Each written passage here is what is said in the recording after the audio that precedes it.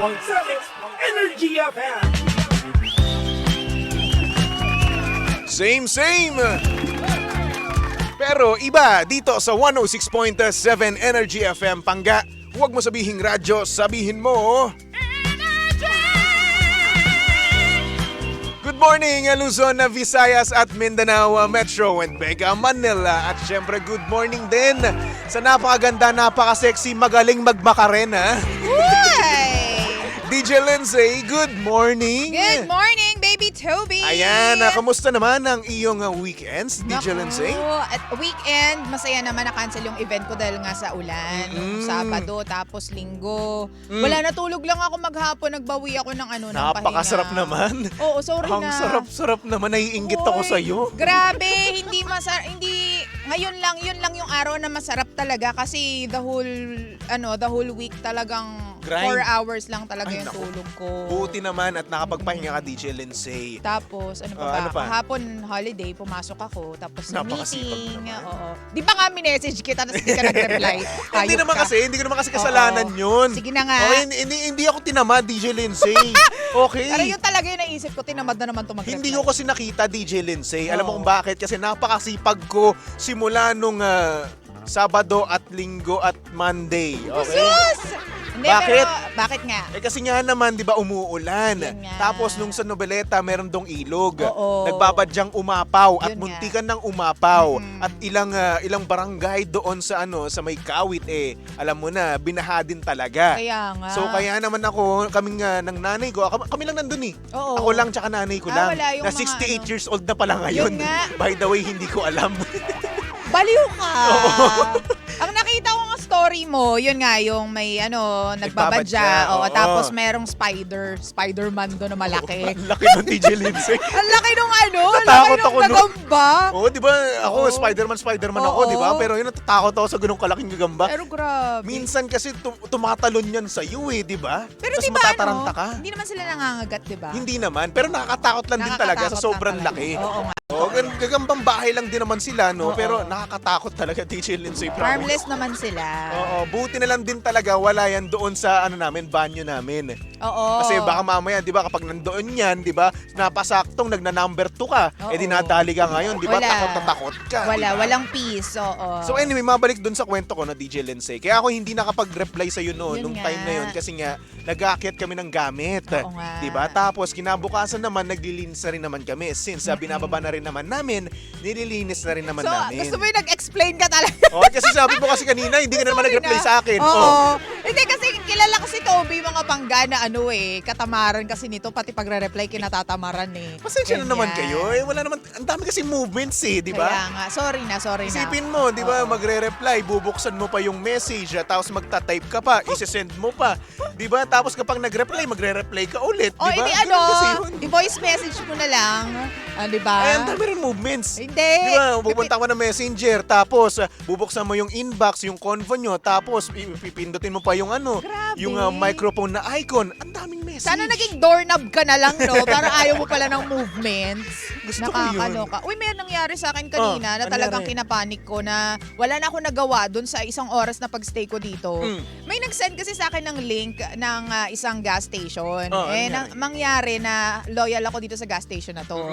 Tapos, ang nangyari pa, si Romel yung nag-send. Ano nangyari? Tapos nung kinlik ko siya, di sagot-sagot, ganyan, survey daw.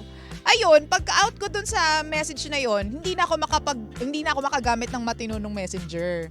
Bakit? So, hindi na ako makapag-send ng message okay. So, nakakaloka. Kahit si Kuya Rolando, nasa-stress siya sa akin kanina dahil wala na nga akong magawa. Talagang, Kuya Rolando, ano gagawin? Ganyan. Okay. So yun, pero ang ginawa ko, tulad ng mga nabasa ko nga sa Google, kailangan mo siyang i-report with matching mga photos na parang katunayan na hindi ka talaga makapag-send. At hindi mo kasalanan. Kasi na-restrict siya basically. Okay. Oo, na-restrict siya. Tapos yun, after siguro 10 to 20 minutes, bumalik na, nakakapag-send na ulit ako ng Ay, naku, mag-iingat-ingat message. sa mga ganyan. Kaya Lalong-lalo. nga. Ito naman, itong link naman na ito, galing naman kay Kuya Romel. So, Yun siguro nga. naman trusted naman talaga, Kaya di ba? nga. So, I'm guessing talagang na kiklik mo talaga. true. No? Pero hindi siya nagre-reply, so malamang restricted nga yung account niya. Feeling ko din. Nakakaloka. Kaya So, ayun, mag-ingat po sa mga tayo. pangga natin dyan, ha, mag-iingat po tayo sa mga pinipindot nyong Totoo. link na sinesend, lalong-lalo kung alam nyo rin naman na hindi talaga trusted. Totoo. Nako, dyan, yung mga yung mga link na yan, Oo. kapag pinindot mo lang yan, malalaman ka agad nila yung mga password mo. Yun nga. Nagpapalit agad nako, ako. sinasabi ko talaga sa inyo. Yun nga. At minsan, no, kahit nakikilala natin sila, no, mga pinsan natin, napaka-trusted natin yan. Yun nga. Kahit na jowa, no. Minsan ang nangyayari, meron silang napipindot na nadamay lang naman sila. Oo. Kaya naman sinesend nila sa iba-iba nang hindi nila alam. Yun nga. So kaya mag-iingat po tayo, ha? So hindi ko alam kung pinindot niya ba yon or pinorward niya lang sa akin tapos ako lang yung pumindo tapos napasok ko yung site na yun. Pero ayun, ngayon okay na. So ayan, again sa mga link, no, mag-iingat-ingat po tayo. Ingat po tayo, Okay? guys. So anyway mga pangga, pumunta na tayo sa ating programa na kung saan pag-uusapan natin ang ating message sender. Oo, babackstabin natin siya. Hi! Yan, DJ Lindsay.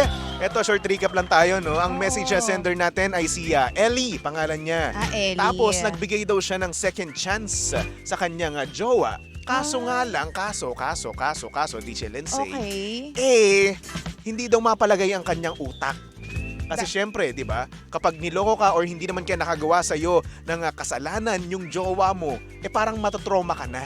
Oh. Di ba? Syempre, so ako bilang na-experience ko rin naman yan, alam ko yung sinasabi ni Ellie. Oo, na ayun na nga, na kada gabi hindi ka mapalagay Oo. na kung ano-ano yung iniisip mo. True. So yung DJ Lindsay, matanong ko lang no, na-experience mo na rin ba yung trauma na ganyan? Magbigay ng second chance. Oo, Hindi. tapos pag nagbigay ka ng second chance, wala na, parang trauma na yung utak mo kung ano-ano na yung naiisip, ganun. Hindi kasi ako nagbibigay ng second chance, baby Toby. Kapag nagkamali na una, wala talagang ligwak agad. Kasi bago naman ako sumuko, dapat major siya na kasalanan ganyan. Pero pag mga minor lang, sige, pwede natin forgo lang yan. Pero kapag, yun nga, tipong kailangan ng bigyan ng chances, ay hindi. Pag sa first offense mo, kasi ang rason ko dyan, baby Toby, kapag binigyan ulit kita ng pagkakataon, magiging utang na loob mo na sa akin yun eh. So, hindi na siya out of love. Okay. So, alam mo yun, kumbaga parang nakipagbalikan lang ako sa'yo at okay lang tayo just because binigyan kita ng another chance. So, hindi, parang parang mapipilitan ka na lang. Tama Hindi na nga. siya natural. Oo, Yun. kasi syempre, di ba, minsan kasi ang nangyayari kasi kapag manghihingi sila ng second chances, imamanipulate ka nila eh. True. Sabihin nila na, sige, pag hindi mo binigyan ng second chance, pag hindi mo binaligan, papakamatay ako. Merong mga ganun, di ba? Totoo. Yun yung way nila para mabigyan ka nila or hindi ka mawala sa kanila. Totoo yan. Di ba? Kaya naman ikaw, wala kang choice kung hindi magbibigay ka ng second chance. Very true. Diba? At saka, may mga pagkakataon din, baby Toby, na halimbawa, nagbigay ka ng second chance.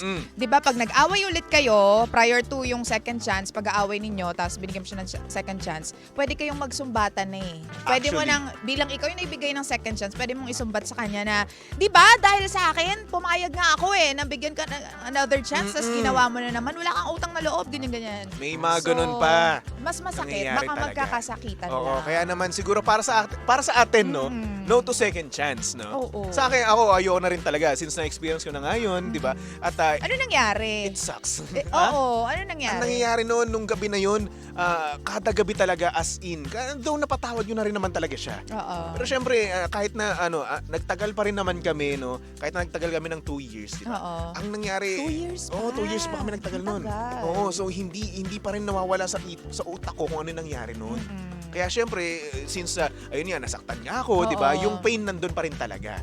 Hindi naman, para sa akin, no, hindi totoo yung time will heal anything. Oo, No, kasi totoo. parang sasanayin ka lang niya na na mamuhay kasama yung pain To na live yun. with it. To live with Oo. the pain. Oo. Yes, kaya naman, ayun, ako, kaya kada gabi, no, naisip ko pa rin talaga na bakit niya nagawa sa akin to? Totoo. Akala ko ba mahal niya ako? Nagka-trust issues Oo, ka. oo, kasi syempre tiwalang ako sa kanya, di ba? Ay, hindi niya naman to gagawin. Kasi Oo. alam ko naman Naku. na ganito yan na tao, di ba? Nang pagkakatiwalaan naman talaga. Syempre, Oo. mahal mo eh, di ba? Oo. So ayun, ang nangyari, di ba, naloko na nga ako. At ayun, kada gabi na-i-imagine ko pa rin yun. First time mong maloko nung time na yun. Oo, Kaya. DJ Lindsay, sobra. Oo. Kaya napakasakit talaga nun sa akin. Tapos hindi pa nabigyan ng hustisya Oo. yung nangyari na yun. At parang kasalanan ko pa na nangyari yung ganong pangyayari. Gaslight ka. Oo, so parang ako, Ha? Bakit ako may Paano kasalanan? Paano nangyari? nangyari Teka. yun? Parang Oo. ikaw yung nagsinungaling, ikaw yung nanloko sa akin, tapos ngayon ako pa yung mali. Bakit? Oo. Sa pelikulang ito, ikaw palang bida. Oo. At ako ang kontrabida, ganyan. So, parang nangyari? Teka, ano ba nangyayari sa akin? Oo. Ano ba nangyayari sa mundo ko? So, yun yung palaging umaano sa utak ko nung mga gabi na yun. Nung mga gabi na sa 2 years na yun, Oo. 2 years pa na yun, yun yung nangyayari. Tuwing gabi, no? Oo, tuwing For gabi. 2 years, yun yung Imaginein naiisip mo. Tapos diba? syempre, kapag magkasama kayo, no, parang wala lang din naman. Yes, nakakalimot ka. Di ba? Pero syempre, kapag hiwalay na kayo, wala ka True. nang kasama, may isip at may isip mo pa rin yan. So true. Kaya nga, which leads us to yung ating decision na no to second chances. Yes. Kasi once na talagang, alam mo yun, nagpatawad ka, tapos hindi naman talaga, alam mo yun, whole yung pagpapatawad mo at hindi mo naman talaga minimean sincerely, baka magkasumbatan lang kayo at baka Yes. lumala lang siya. At Diba? maging toxic pa kayo sa isa't isa. Isa True. pa yun, di ba? Totoo. Kasi di ba kapag hindi mo naman buong puso na ibinigay yung second chance mo, yung tiwala mo ulit, no? Totoo. Magiging toxic ka. Bakit? Kasi syempre isipin mo kaagad, no, na ay, aalis na naman to. Oo. Papasok na naman to sa trabaho. Makikita na naman niya yun. Ay, totoo. Di ba? Maisip mo yan, yung mga bagay-bagay na yan. At syempre, dahil naisip mo yung mga bagay-bagay na yun, magiging toxic ka na. It will haunt you forever kasi. Lalo na Yes. kapag first time mo na-experience yung bagay na yun. Kaya naman mga pangga, choice nyo pa rin naman yan kung magbibigay kayo ng second chances, no? Pero syempre, alamin nyo pa rin kung ano yung mangyayari sa inyo, di ba? True. Ito, pag-isipan nyo muna kung magbibigay kayo ng second chances. Di ba? Hindi lang twice, hindi lang thrice, 10 times. Okay? Kasi Oh, syempre, sakit niyan. kasi kayo yung niloko, di ba? Tapos siya yung nanghihingi ng second chance, di ba? Kayo mismo ang may sagot dyan. Hindi dapat kayo magpapamanipulate sa kanya. Oo. True. Kasi Huwag sila kayo yung nagkasala eh. Tama, huwag kayong magpapadala sa, sige, pag hindi mo ako binigyan ng second chance, pag hindi mo ako binalikan, papakamatay ako, ganyan naman. Uy, buhay pa yung mga nagsabi sa akin yan. May anak na nga ngayon, tapos masaya na sa buhay. Kaya, ayan, pangga again, ha? Again. Matuto tayo, okay? True. At mahalin muna natin ang sarili natin bago ang iba. True. Okay? So mga pangga, susunod na ang napakaganda, napaka-sexy DJ Lindsay para sa programang Lihim ng Liham. And of course, nakasama mo at nakalandian ang hot baby boy ng radyo. Walang iba kundi si DJ Baby Toby na pwede mong stalk sa lahat ng kanyang social media accounts. At i-follow nyo na rin ako, ha? Aha. Baby Toby 1067. Napakadali lang yan. Kaya naman for our next song, here's a song from Sak Tabudlo titled Binibini. Only here at your number 106.7 Energy FM Pangga. Huwag mo sabihing radyo, sabihin mo